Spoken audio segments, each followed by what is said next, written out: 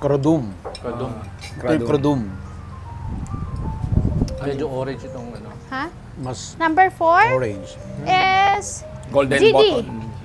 Ang tawag sa So yung golden or bottle. Alcon Fancy. GD. Yung crodum. Ang number 4. Masarap ng crodum. Okay, kainin nyo muna bago ko i-ano yung... Okay, Biyaya.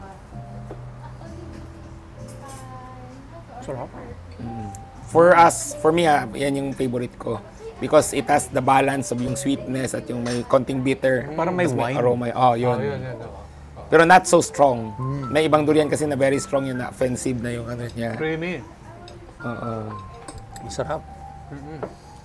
Gusto mo bang matuto ng agribusiness, crops, livestock and poultry, aquaculture, at ma-inspire sa mga success stories? Agribusiness How It Works. As a YouTube channel, Agribusiness features entrepreneurs, farmers, organizations, OFWs, investors. However, beyond our usual content and official endorsements, Agribusiness does not engage in other business dealings with them. While our viewers and featured individuals and entities may choose to pursue business deals with each other on their own, we encourage them to be cautious in doing so. Ma'am Sel Ocampo ng Inspired Learning Tours. Yes, sir. Meron po tayong tour. Ito po yung pinaraffle natin sa Agribusiness Connect. It is called the Thai Farm and Garden Tour. But this time, we're going to focus on agritourism, high-value crops, and value-adding. And value-adding. Gagawin po ito sa Nakhon Ratchasima or yung tinatawag nila sa Thailand na Korat. November 26 to 29 na po. Kung nag-iisip pa lang sila na magsimula ng farming, ito po yung pwede nilang tingnan kasi hindi required na may malaking lupa.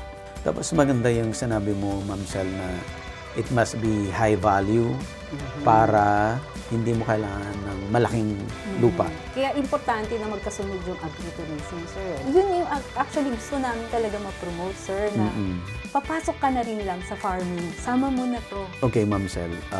Sa dami ng nakita mo na farms doon sa Thailand and sa ibang countries pa, no, na maganda yung agritourism nila. Ano ba ang kulang sa atin? Yun po, exposure siguro. Kaya benchmarking yung isa sa mga objectives natin.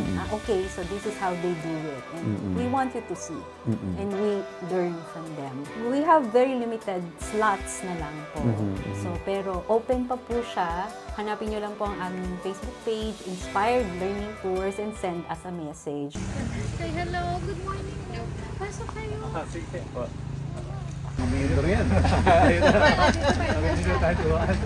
Si Mike nung umaga, hindi daw kayo magkasabay Opo, supposedly magkasabay. Pero minob kami ni Cebu Pacific na ibang eroplano. Nagulat ako eh. Sabi ba, bakit kayo na-move ako hindi? So yun, direct. Ako nga pala si Eyer. Si Ma'am Ied, si Sir Neil. At andito tayo sa Belvis Farm. Dito po yan sa Davao. Siyempre kasama natin si Sir Mike. Si Mike ng Bukit Amara. Ng Bukit Amara. Siya po ang nag-link sa atin para makarating dito po. Yun nga lang, ngayong October, patapos na. Though mayroon pa naman tayong ilan na naiwan sa farm na ano. Kasi yung farm kasi namin is iba-iba yung elevation. So, isang maliliit na farm pero at different elevation. Oh, I see. Ito ang second, no? Ang lowest is... Lowest natin is around mga 120 meters. Ito yung meters above sea level. Meron din around mga 200. Ito mga 270. Tapos yung iba natin na meron tayong mga 500. Tapos yung highest natin, yung ibang durian 600. ngayon around 780. 780 meters. So per above elevation, sea level. iba't ibang variety ang... Ano kasi, mas lower yung elevation, mas earlier yung durian. So doon sa baba, parang August kami nag-harvest. Oh, I see. Ngayon, parang nagsisimula pa yung higher elevation. At least hindi sabay-sabay po yung production. Oo, yun yung parang naging advantage or ano na, parang from mag-start ng season, meron kang supply, hanggang pag-end ng season, meron ka pa rin supply. And I think that is good for like for us na pumapasok into tourism. Parang Sa agritourism, Mahaba so that you yung can, meron kang, mas sustainable ba? Sustain yan. Na masusustain mo yung supply. Especially that we are offering the fresh, Yes. drop durian. So yung mga nahulog talaga. Hulog fresh talaga. crop. Hintayin So, talaga. talagang, yeah. Kasi di ba dad, yung harvest natin dalawang klase. Yeah, we have the matured, yung pinuputol. Yun yung in-export natin. And syempre, isi-ship. Our main export ngayon is China eh. So, siniship doon around 6 to 10 days. Depende. Tapos yung mga tree drop naman, hindi yun pwede. So, usually for local market or for process. So, yun, ginagamit namin dito para sa tourism namin. Yun nga yung ano namin na yung parang something unique dito sa farm. We only serve yung mga tree drop or tree I ripe see. durians. So fresh Pero and iba-iba po yung variety nung nasa lowland, ay sa mas mababang elevation sa mas mataas. Halo-halo kasi Parehas lang. yung father ko kasi noon, wala pa kasing export noon. So, for us, local market yung inaano namin. So, ang dad ko mahilig kasi mag-collect, magtanim ng kahit ano-anong varieties. Collector ng variety. Oo, tapos we plant a majority yung pinaka-marketable locally like the puyat. Puyat. Tapos yung iba halo-halo na mga duyaya, D24, mga kimbangan. So, kung ano pa, we have around I think 20 varieties, 20 no? plus, 20 plus varieties. sa ano. Oo. So, Anong mas masarap po? Yung galing sa mataas elevation o sa mababa? napansin namin, pag lower elevation, matamis, hindi siya ganun ka tapang yung lasa. Pero pag higher ang elevation, mas matapang, Mas matapang. na may bittersweet na. Yung mga varieties na hindi bittersweet dito sa lower elevation, nagiging bittersweet pag Talaga po? harvested sa taas. Parang saging lang Tapos din. longer kasi yung hanging days niya doon. Quality-wise, hindi ganun kaganda yung quality higher elevation. I think because of the pollination din dahil mas mas mahamog, maulan. Yung pollination hindi ganun kaganda kaya marami kaming misshapen na hindi complete yung locules. But the taste But the taste is stronger. better. Pero sa amin siguro, kahit saan nanggaling, masarap na Basta durian. Sa durian. Kaya nag-offer kami nga dito yung tinatawag namin durian tasting. Kasi nga, kung mayroon ng chocolate tasting sa ibang bansa, why not? The durian tasting here, So, hindi kasi lahat ng Dabawen, kahit Dabawenyo hindi lahat na alam ang varieties. So, lalo na pa siguro kung taga ibang lugar, Manila. Hindi ko naman sabihin na, na wala sila. But minsan, ang nakita lang nila is yung nasa Manila. That's puyat. So, ang namin ngayon, pag napunta sila dito, may iba palang variety. Hindi siya durian lang.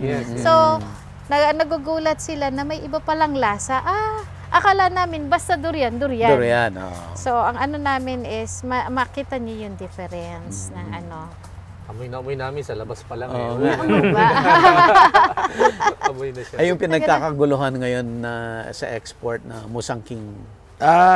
Musang King naman is originally from Malaysia. So, ang daming nagtatanim na ngayon. Na-hype na nga dahil Na-hype. because of the Malaysia, ang daming Actually, in our farm, we have a 20-year-old plus Musang Musang King. King na. Because noon kasi, fortunately, tanim si Dad from Dr. Pamplona. Siya yung original Dr. Pamplona rin. siya Siya nagbigay kay nagpasok Daddy. dito. Okay. 20 plus years ago, hindi pa Musang King ang tawag noon eh. Raya Kunyit or King Kunyit.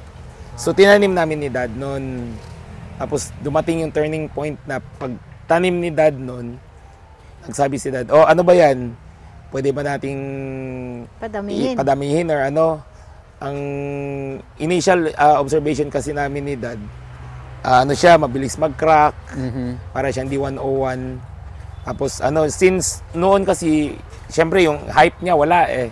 Tapos ang local market kasi ayaw nila nang mabilis mag-crack.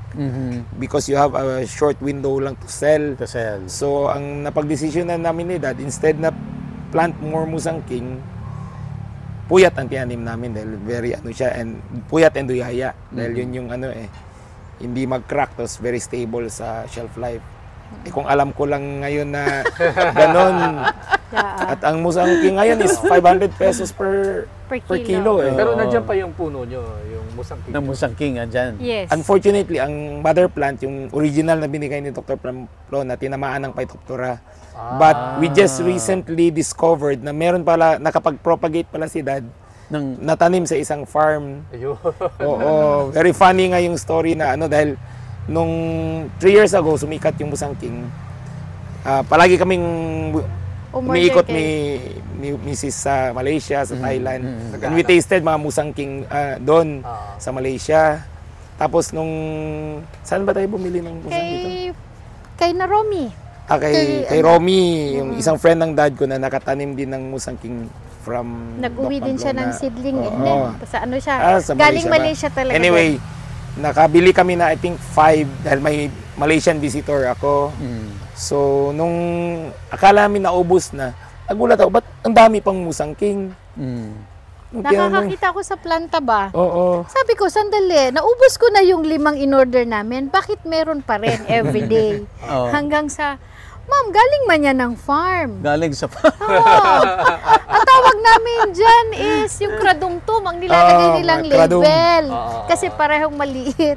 Tapos sabi ko doon, Nel, ipahanap sa farm. So, during that time, naghanap sa mga farm, siguro mga 2 weeks pa. Okay. Bago na-discover na nandoon sa isang ano. Meron pala kayong... Kaya hindi rin namin na alam na iikot lahat ng area eh. Nandun pala. Hinanap niyo pa sa Malaysia, meron pala kayo sa farm. So, yun. Pero at least na-confirm na... Na-confirm na. Tapos, nung pinakita ko sa friend ko na Malaysian, pinakonfirm ko, nagpatanggal ako ng dahon, pinakita ko yung mga fruits, sabi, this is Musang King Musang talaga. King. Sabi rin ni Doc Pamplona, dami rin din daw niyang pinalitan na Musang King niya. Kasi hindi rin niya alam na ngayon eh. Ngayon grabe. Nung nagkakaroon nga, ano ba i-export natin? Musang King or puyat? Ay, puyat ang marami. Di puyat muna i-export natin. And then, marami namang nagtanim ngayon ng Musang King. Hopefully, pagka nagkabunga siya is pasok sa export. Kami pala, Derek, meron kaming 3 varieties dito na na-register ng Belvis Farm. Sariling variety. Nasarili niya ng variety? Yeah. Wow. That is Duyaya. Sulit, and Nanam. Kaya lang wala tayong sulit ngayon.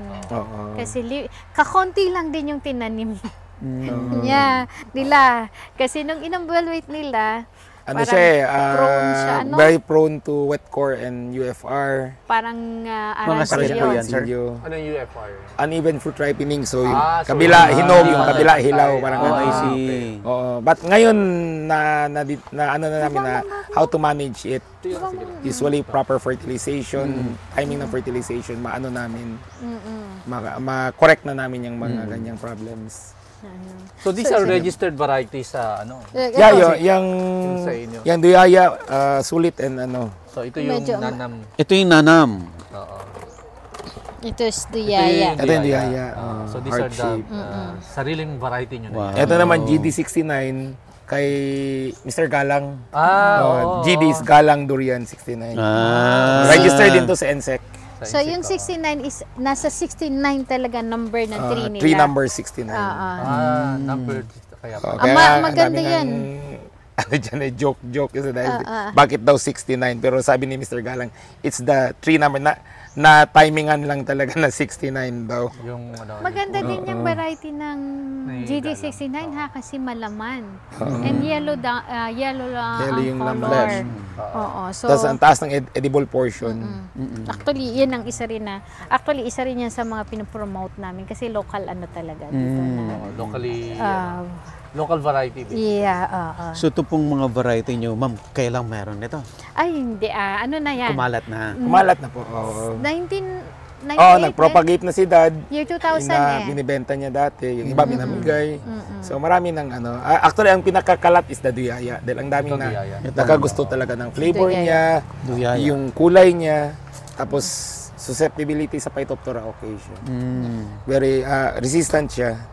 So, this one is, 5 locules yung complete niya. 5? Yeah. Dami. So, heart shape din yan pag inopen. So, kapag may ang nanam din, sometimes nagsi-6 locules. Pero they are, sa montong strain siya. Kasi our puyat is chani ang strain. But these are both Thailand ba? Montong is Thailand. Yeah. These are Thai, Strain. yung origin niya. So, siya, parang mga natural hybrid. So, from seed selection, yung dad ko kasi mahilig ng mga seeds dati. So, he planted almost 100 seeds dati. Hinintay namin magbunga for almost 13, 15 years. Oo. Tagal na wait. Yung iba nagbunga pero walang laman. Yung iba hindi talaga nagbunga. So, etong 3 lang talaga ang nakita namin na may promising na So from there, na lang, Pasensya grafting talaga, na. patience talaga, graft na. Yung sinali ni Daddy sa mga competition. Tapos tinulungan kami ng isang professor taga USM, si Tita Norma. Tita Norma Marasigan. Okay. So, pinasok sa NSEC, since member din siya ng NSEC noon. Nakapasok siya, na-register siya. So, 3 yung ni-registered namin. Then, we have our own variety din ng jackfruit, the sweet bering. Wala lang hinog ngayon. Walang hinog? Pinahanap ko yun talaga. Sabi ko, may hinog dapat ngayon. Kahapon may hinog, pero overripe na. Sabi ko, it's not good, i-process nyo na kasi baka ngayon iba na rin yung lasa. Anong pangalan po ng variety nyo? Pinangalan namin sa sweet bering jackfruit. Name after my dad, dahil si dad kasi Severino, yung nickname niya, Bering.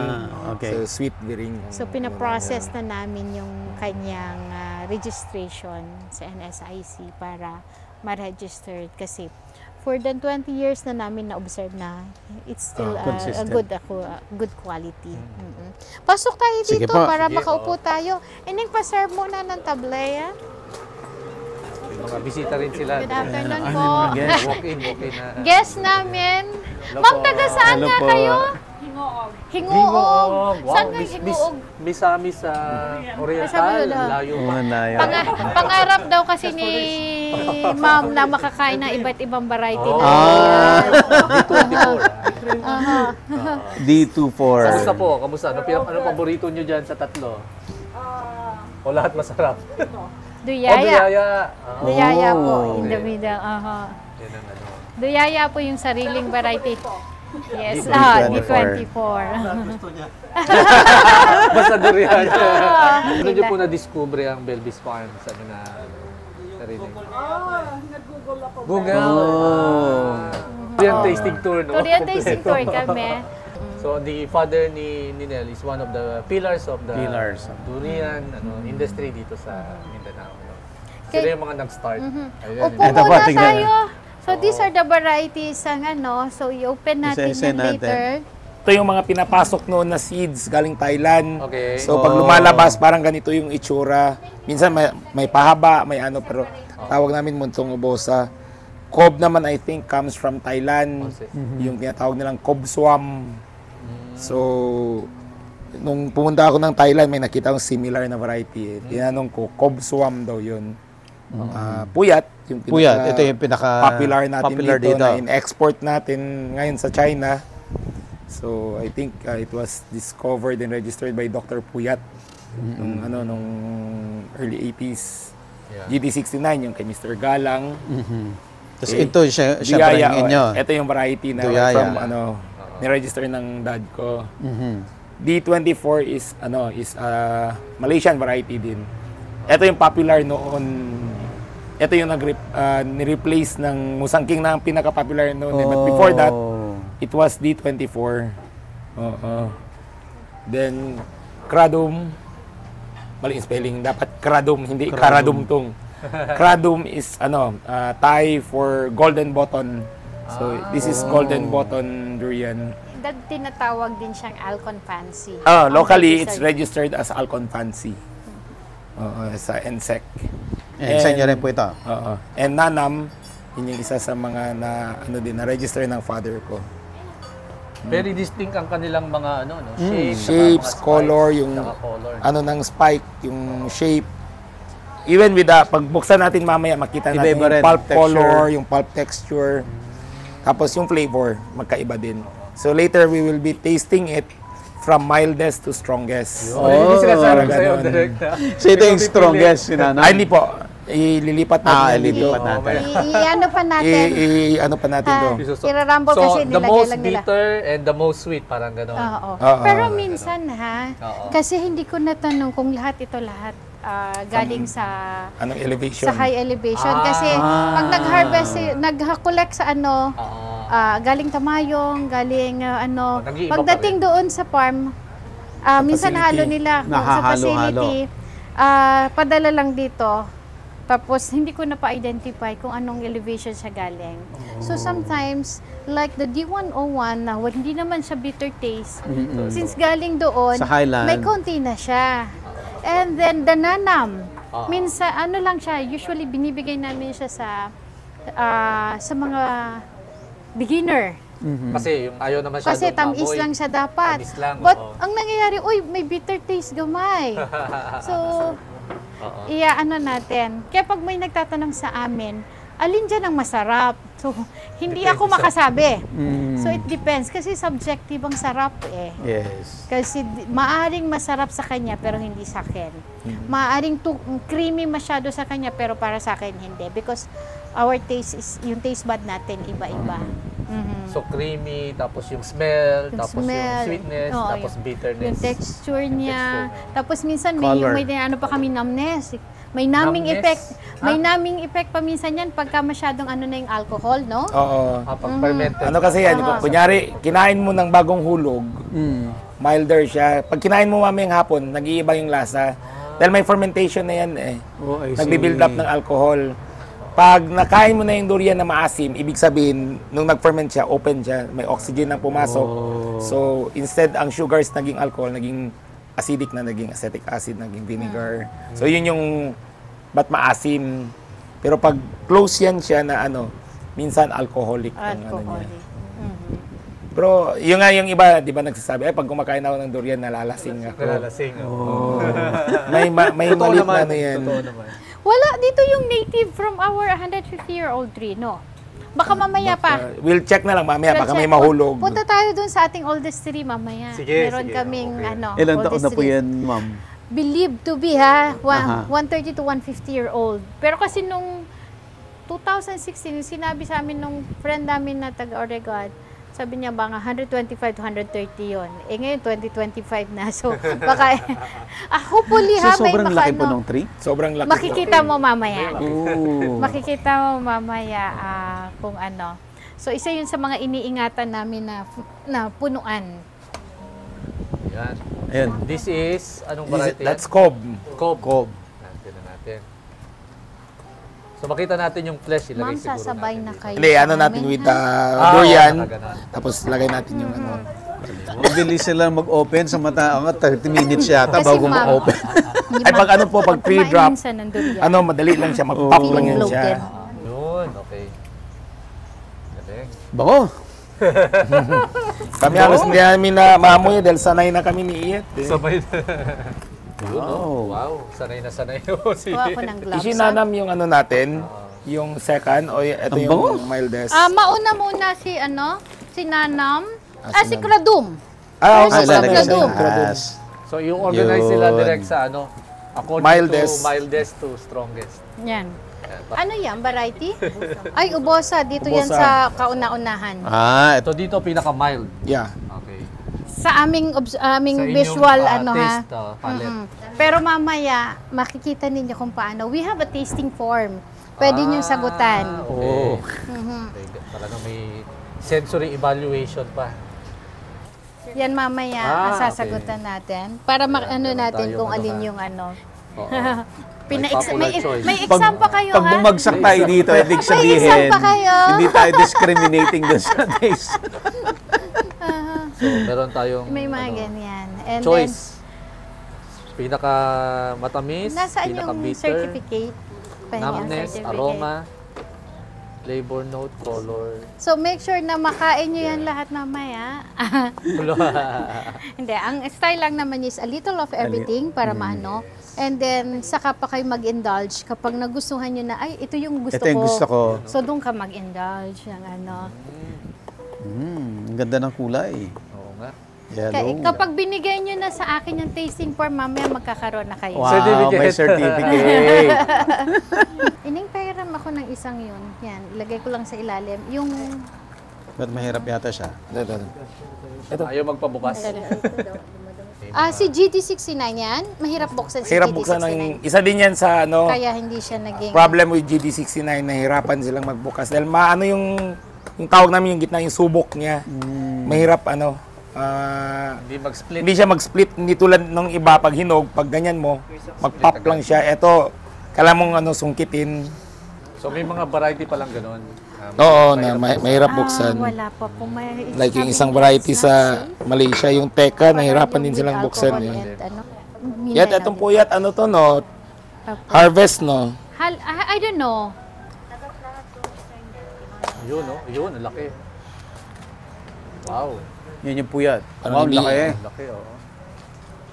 Parang ang sarap ng puyat. Kaya nga eh. Laki ng meaty, no? Meaty. Kasi wala na tayong ano. So kung pang frozen durian, mas advantage to kasi ang lalaki. Ano? Mas malaki ang flesh shield. Yeah. Tapos pag higher elevation, yung kulay niya minsan hindi ganun ka-yellow.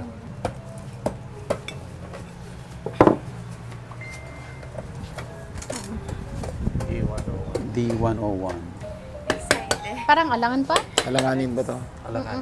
Ilis di dito? Oh. Ay, Tingin pa sundang lang po mo. alam nyo na kung alanganin or... Opo. Minsan kasi, kahit bagong hulog ngayon, especially pag maulan, minsan afternoon na or the next day. Pero pag mainit, yun ano, minsan nasa Yun taas pa talaga. lang, naging overripe na. Andiyan na lahat. Matapang talaga to. Sa Matapang talaga. Malaysia kasi, pag meron silang ganito sa high elevation, ang tawag nga nila BSOP.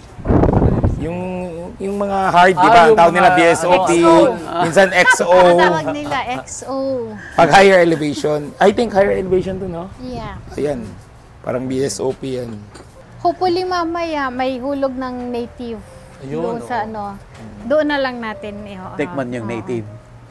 Stingless bee, meron ako ano Kumakain dito. ka ba ng durian? Ah, Ngayon ka stingless makakakain bee. ng durian. Ay, mami, yung certificate. At si Ma'am pala, hindi nakain. Actually, First dapat, time. ang dapat na sa certificate namin is durian convert. Ako-convert ka Convert ngayong ka. araw na. Kaya lang, ginawa na lang nung anak ko ng parang generic yung ano. But dapat talaga Isa lang, is a durian tunga convert. lang, tunga lang. Kasi ayun ang ano namin, our objective makuha is to increase the per capita consumption Yeah. of the Baweños or talagang more on the Filipinos. Kasi per capita consumption ng natin ngayon is 600 grams. 600 grams. 600 Mababa compared masyado. grams lang.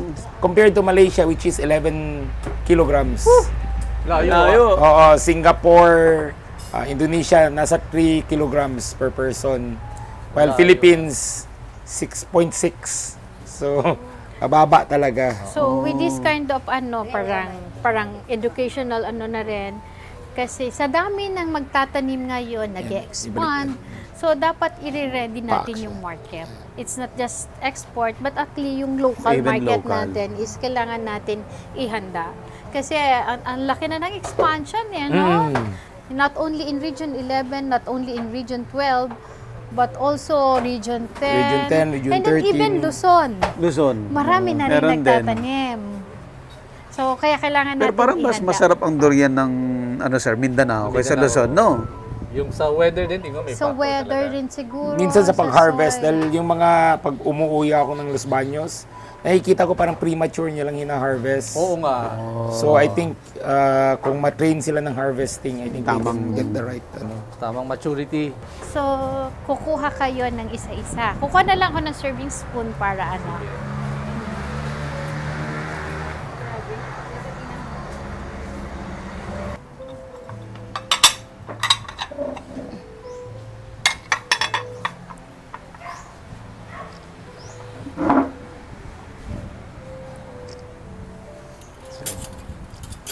Nakakatakam. Si Ma'am ang una. Nagutom na nga ako bigla eh. Ah! Nagutom na ako kanina, hindi naman ako gutom eh. Sir. Daddy, ikaw muna. Parang may takot eh. Parang daddy, ikaw muna. I think mag-start ka dito sa light. Light muna. Light Dito ka sa light. Doon, kuha lang kayo ng parang Konti-konti lang. Ilagay nyo sa ano, para madaling matandaan, paikot. Oh. Okay, yun ang Lalagay nyo ng ano, tandaan nyo lang Plating mo kung daw, ano sound. paikot. Mike, ito sa'yo. Nakakuha ka okay, na. meron na. Sige. Nella, Isa-isa lang. ma'am, Isa-isa, mag-join na rin uli kayo. Meron ano, kung ano yung variety na, Tayo. Paikot. okay, kung anong variety na hindi nyo natikman. Kaso Ito, malalaki. may bagong plato. Kaya po. Okay lang yan. Direct. Para po Taste test makaano muna na ako. ulit. Parang scoops of ice cream. Kung busog muna. na, a little of everything lang po. Kaya may sequence yan dahil pag nauna kayo dun sa ano, mamaya matbang na to. Hindi mo Parang, ibig sabihin, parang takot na Yun din yung ano lang, ano, pag nakakain ka ng musang king, pag first mo kinain ng musang king, Ining yung subo, iba Wala matabang na. na. na kayo ng kain niyo Sa dyan, sobrang ha? tamis kasi ng Maraming musang king. kanin dito. First time ni Sophia pala. Never ka pa talaga nakatikim? Ganyan kaliit. Kanaliit lang. Ito talaga, farm fresh to. Nahulog kaninang mga 4 a.m. siguro. Tapos ngayon lang natin binuksan. Kaya yung iba, parang may bad experience, especially pag nakabili sa supermarket or yung sa store minsan. Kasi ano na yan 3 days, 2 3 days days. na, oo. Nagpo-ferment na. So, kaya yung iba nag-ano na ang baho ng durian. Pero di ba dito wala kayong maano na yung pungent, Oh, sulfuric yung- smell. Yes, yes. Oh. Because fresh talaga siya. Kunin nyo na yung buo, sir. Sir, ito GD, ha? Pang-apat. Si ma'am, para hindi ma-shock. Hindi ma-shock. Hindi ba siya? A little, Pag naubos mo ito, busog na busog ka na, I'm Kaya sure. nga. Ang dami ng tikim. Kaya konti-konti lang. Hindi kasi naka-per buto eh. Sir, meron ka na nito? Ito, diyan. May GD ka na, no? Yun, no? Tapos ito, 101. Final. Puyat. Puyat talaga, medyo meaty. No? Ito yung masarap yun ng kubo. Ito yung Ah, yan 101 masarap. niya, ma'am. Ang sarap ng lanam niya. Yun. Okay, D24. Siya sa dulo. Ayan. O, game. Game na ako. Start. Ito yung pinaka-light. Yan, ma'am. One, Tara, you have to sit down para ano. 9. Yan, dito na lang tayo, dito kayo. Para mag-ano ako ng fan. Masarap Ining yung paano monto. ng sir, ano? Ay, yung Ah. montong ubosa. Yun. Dito, ano yan, hindi Apple. masyadong, ano, ang tawag nga nila, banakon. Alam mo yung ahas na nangahabol. Ayan, merong So, tourist. ang common name ng mga farmers dito, tawag niya banakon. Dahil hindi daw siya nabebenta. Usually, nabebenta lang yan pag ano, pag first, siya kasi ang pinakaunang lumalabas. So, nabebenta. Pag lumabas na yung puyat, wala na. Minsan, ano na yan siya, parang throw away durian. Dahil hindi mo ma-export yan. Ito yung may mga variety. So, mild nga, ano? Mild ang ano. Pero hindi lahat, ano. Masarap din. Yung pangalawa. Nanam. Nanam. Nanam. Ito ma'am, yung nanam na try niya. Mas creamy, ano? Aha. Yung nanam.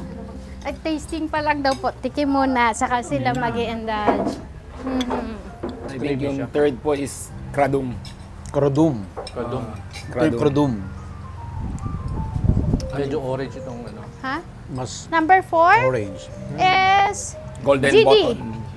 Yung tawag sa So, yung golden or button, sarap? Alcon Fancy. GD. Yung kradum. Ang number 4. Masarap ng krodum. After the kradum is GD69. GD69. Okay. Ito yung 6-9. Ito yung mahirap. Mahirap buksan.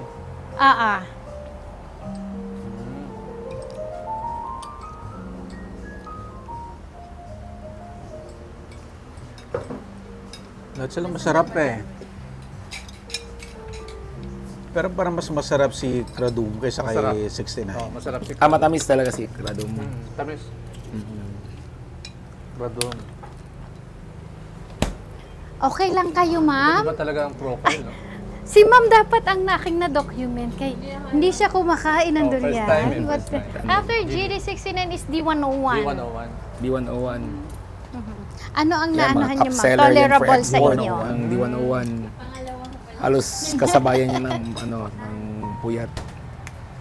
Very stable kasi yan. Kahit i-ship mo, Di 101. hindi siya, Di 101. hindi nalalambog yung laman. Firm pa rin siya. Yung laso, masarap. Sarap. Masarap din yung 101, ha? One of the, After 101. bestseller. Oo. Cobb. Cobb. Cobb. Cobb, sir. Ito na yung Cobb.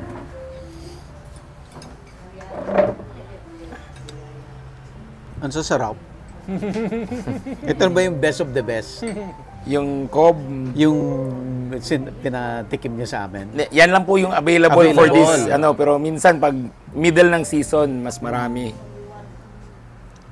So, mas may bitterness itong, Cobb. O, depende May konti siya. May konti na. Pero creamy. Creamy siya. siya. Oo.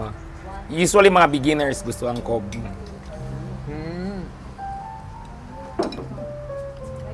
Cobb, and then you have Duyaya. Next is Duyaya. Duyaya. Tamis, eh. Okay, kainin nyo muna bago ko yung... Okay, Duyaya. Sarap. For me, yan yung favorite ko. Because it has the balance of yung sweetness at yung may konting bitter. Parang may Tapos wine. aroma. Oh, yun. Yun. Pero not so strong. May ibang durian kasi na very strong yun, na offensive na yung niya. Creamy. Masarap. Ang next po sa kanya, Next is Puyat. puyat. Ito, puyat. Yan yung standard. Yan yung... Yan yung... Puyat is second to the last na puyat, Yeah. no? Ito yung sikat. Yeah, yan yung sikat. Yun lang halos na harvest na namin yung yung mga class A. Ang naiwan na lang yung mga misshapen. So pag yan, kung yung class A na mas yan, creamier. Tapos lower elevation, hindi ganun ka-fibrous. Yan, medyo fibrous. Mas gusto ko yung prior. Duyaya. Yung Duyaya. Mas complex ang flavor ng Duyaya compared sa Puyat. Then last yung Last. DD69, D24.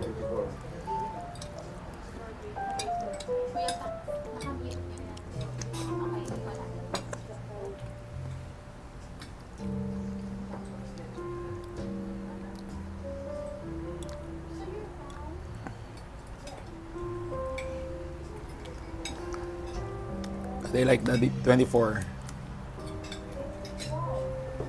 Mas gusto ko yung Duyaya. Duyaya. favorite mo, sir. Tsaka yung yung golden, Golden Button. Kradum. Button. Oo. Tordum. Sarap yun. Sarap din yun. Tamis yan Tamis na. Actually, mas sarap sila lahat. So itong mga walk-in, dumadami ng mga walk-in. Mga galing China. Galing China.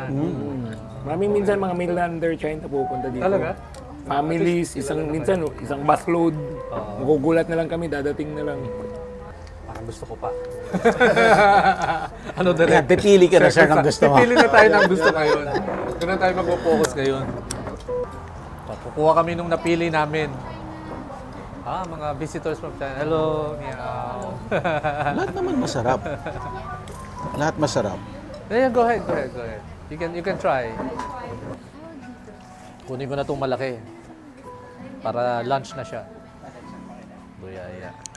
Agribusiness merch is now available on Shopee and Lazada. Agribusiness, how it works. Instruct, inspire, succeed.